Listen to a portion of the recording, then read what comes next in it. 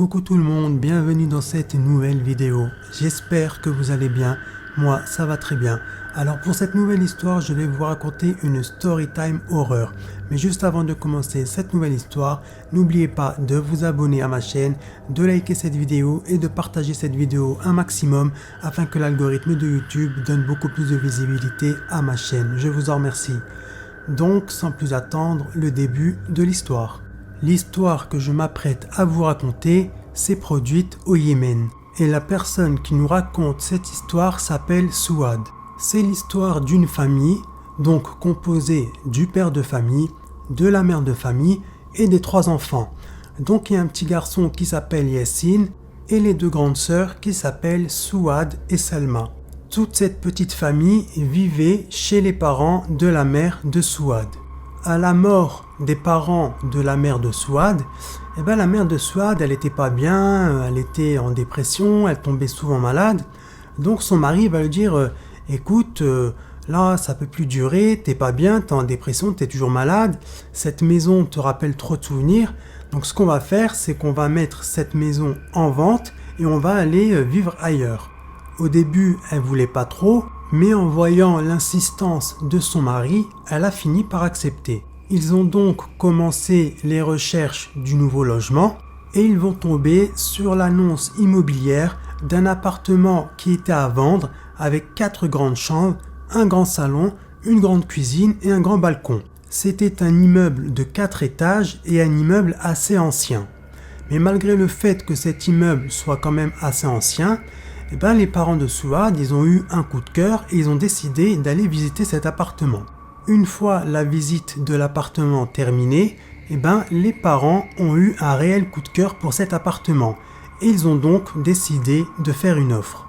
Quelques jours plus tard, l'agent immobilier les contacte pour leur dire « Toutes mes félicitations, votre offre a été acceptée et donc cet appartement aujourd'hui c'est le vôtre. » Il faut savoir que dans cet immeuble, le premier étage était inhabité, ainsi que le 4e étage. Il y avait seulement le 3e étage qui était habité, et le 2e étage, donc l'appartement des parents de Souad. Un jour, alors que Souad et sa sœur Selma étaient en train de jouer en bas de l'immeuble, il y a un garçon qui est venu les accoster en leur disant « Salam alaikum, est-ce que je peux jouer avec vous ?» Donc les 2 sœurs, elles ont dit « y a pas de problème », elles ont commencé à discuter avec lui « Oui, salam alaikum, tu as quel âge ?» Et ce garçon-là va leur dire « J'ai 9 ans ». Sauf que c'était pratiquement impossible parce qu'il avait 9 ans, mais il était très grand de taille. Il était très grand de taille et il avait une silhouette très élancée, très fine. Mais ce que va remarquer Selma, c'est qu'à un moment, sans faire exprès, elle l'a touché et elle va dire que sa peau, elle était toute chaude. Il était très très chaud. C'est comme s'il sortait d'un four tellement qu'il était chaud. Il a donc joué avec les 2 sœurs, puis arrivé à la tombée de la nuit, il les a remerciés et leur a dit salam alaikum, moi maintenant je m'en vais. Et il est parti. Quelques jours plus tard, alors que Souad était dans sa chambre avec sa sœur Selma et son frère Yassine, ils vont entendre une personne à l'extérieur, donc une personne qui était devant l'immeuble et qui criait Souad, Souad, yes Souad, Souad, est-ce que tu es là? Souad, Souad. Et ça arrêtait pas de se répéter comme ça. Donc, les 3 frères et sœurs, qu'est-ce qu'ils ont fait? Ils ont regardé par la fenêtre et bien évidemment, il n'y avait personne. Il y avait seulement un chat noir qui était assis sur le coffre d'une voiture et qui était en train de les fixer. Et ce chat-là les fixait avec insistance. Pour vous dire, tellement que cette personne hurlait fort le prénom de Souad, il y a carrément le père de Souad qui est venu dans la chambre pour leur dire « Mais c'est qui arrête pas de t'appeler? C'est qui gueule comme un malade ?» Donc les enfants ils lui ont dit « Mais papa, il n'y a personne, on a regardé par la fenêtre, mais il n'y a absolument personne. » Donc le père il a regardé par la fenêtre, il n'y avait personne, et il est même descendu, il est parti devant l'immeuble pour voir, mais il n'y avait personne. Mais par contre, il y avait toujours ce chat-là qui était en train de fixer le père de Souad. Et ça a duré comme ça pendant 2 semaines. Pendant 2 semaines, tous les soirs, les enfants ainsi que les parents entendaient une personne devant leur immeuble appelée Souad. Et dès qu'ils allaient vérifier par la fenêtre, il n'y avait personne. Mais par contre, il y avait toujours ce chat-là qui était assis sur le capot d'une voiture. À force, la mère de famille, elle a pris peur et elle a dit à son mari, là il faudrait peut-être qu'on déménage, c'est bizarre, moi j'en suis sûr, cet appartement, il est mescoun, il est habité par des djinns, a'oudou billah, donc vraiment il faudrait qu'on quitte cet appartement. Mais son mari va lui dire, mais non, tu te fais des films, toi depuis la mort de tes parents, là yalham paix à leur âme, tu te fais des films, t'es pas dans ton état normal, t'as fait une dépression, etc., etc. Donc sa femme, en entendant les arguments de son mari, elle s'est dit, bon ça se trouve, il a peut-être raison, c'est peut-être moi qui me fais des films. Et la discussion s'est arrêtée là. Quelques jours plus tard, la mère de famille était tranquillement installée sur le canapé dans son salon à regarder la télévision, quand soudain, elle va voir une femme sortir du mur. Mais pas n'importe quelle femme. Elle va voir une femme qui avait la tête d'une femme, mais le corps d'un chat. Et cette femme-là ne faisait que de fixer la mère de Souad. Elle ne la lâchait pas d'une seule seconde du regard. Bien évidemment, la mère de famille a pris peur, mais elle a décidé de ne pas en parler à ses enfants pour ne pas les inquiéter. Quelques heures plus tard, le mari rentre du travail et elle a décidé par contre à lui de tout lui raconter.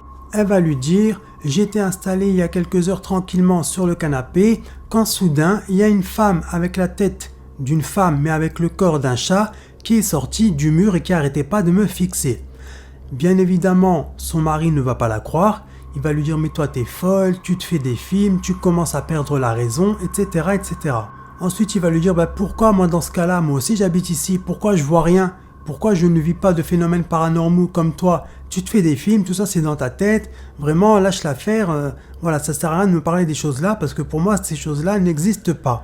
Et la discussion s'est arrêtée là. Quelques jours plus tard, la mère de famille était chez elle seule avec sa fille Souad, donc elles étaient toutes les deux dans le salon à regarder la télévision. Et à un moment donné, la mère de Souad va lui dire « S'il te plaît ma chérie, est-ce que tu peux aller dans la cuisine me chercher un verre d'eau ?»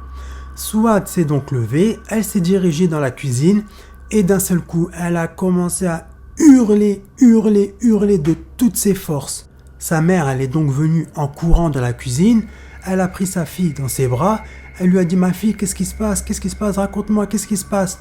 Et sa fille, elle va lui dire « J'étais dans la cuisine en train de prendre un verre d'eau, et j'ai vu une femme sortir du mur qui avait la tête d'une femme mais le corps d'un chat. » Bien évidemment, la mère de Souad ne voulait pas lui dire « Moi aussi j'ai vu cette femme-là ».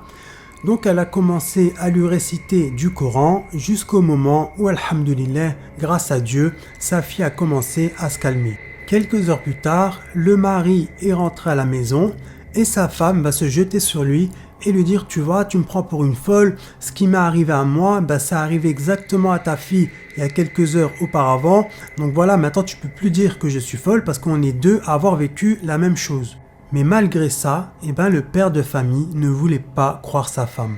Il était vraiment buté.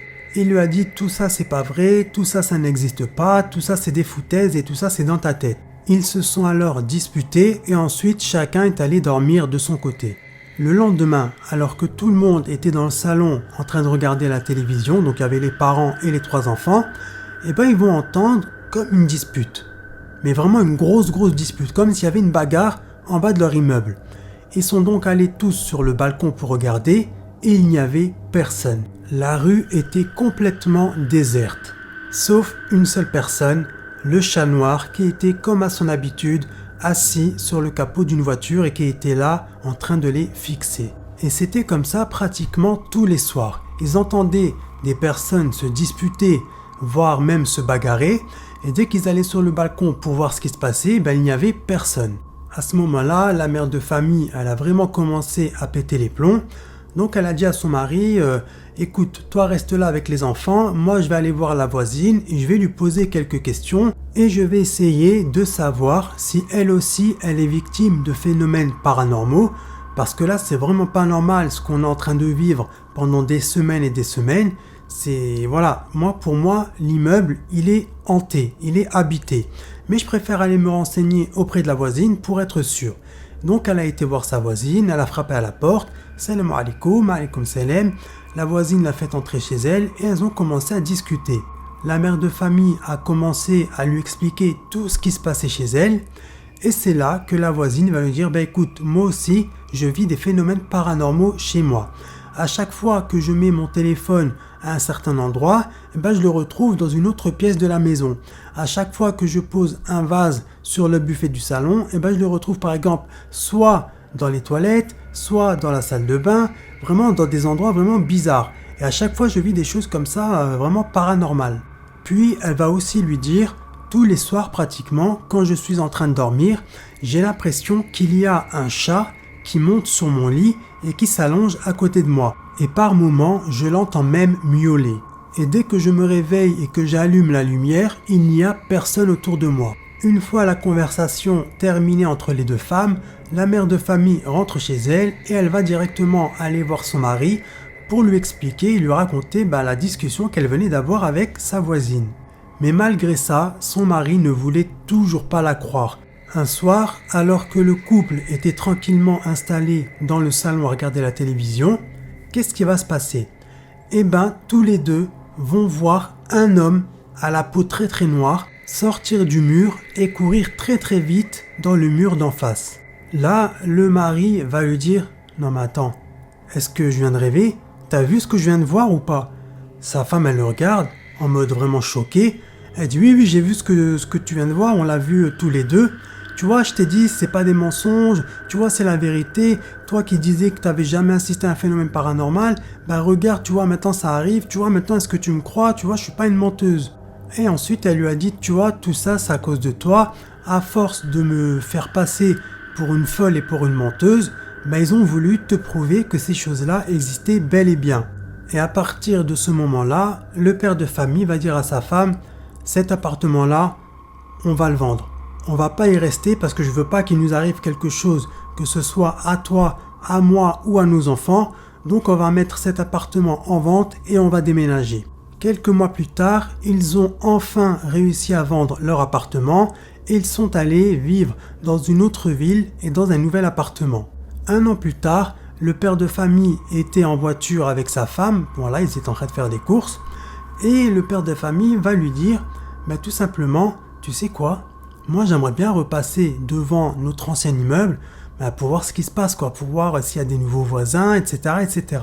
Ils sont donc passés devant l'immeuble et là, ils vont voir que tous les appartements de cet immeuble étaient désormais inoccupés. Tous les habitants avaient quitté cet immeuble.